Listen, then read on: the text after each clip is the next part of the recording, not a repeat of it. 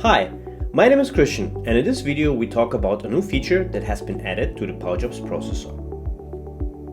PowerJobs is the world's most used and best-in-class solution to automate vault tasks on the job processor. While it started with simple PDF creation based on PowerShell commandlets, back in the days when Vault was not able to generate PDFs out of the box, it meanwhile turned into a highly flexible platform that allows developers to automate Vault-related workflows asynchronously on a job processor. The PowerJobs platform is constantly growing and meanwhile consists of server and client components to automate repetitive tasks on the job server and to add event-based guardrails and automations to existing Vault workflows on the client machines. For more than 12 years, coolOrange provides this platform products to enable our partners to customize Vault without any .NET knowledge and without the need to learn the complicated Vault APIs. And now it's even time to do more for our customers and our partners. It's time for an evolution.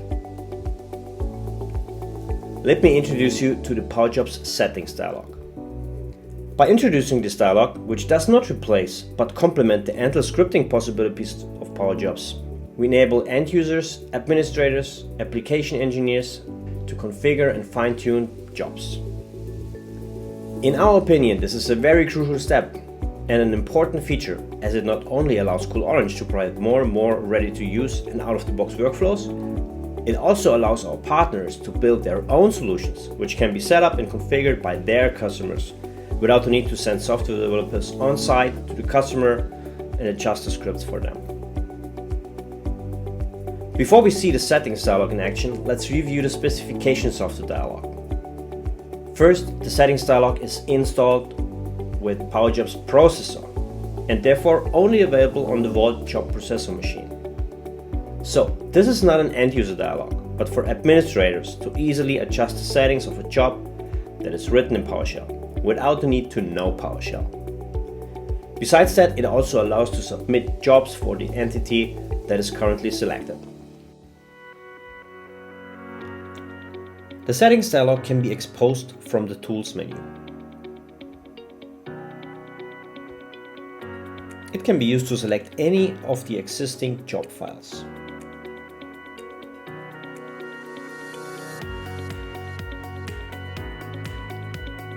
Once a job is selected, we can use the Edit button to edit any of the variables.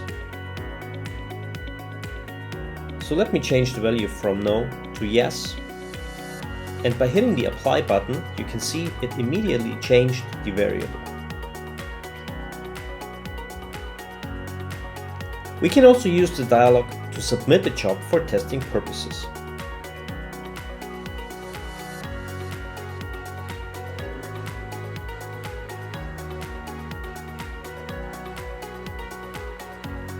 Well, why did we see the need for such a dialog?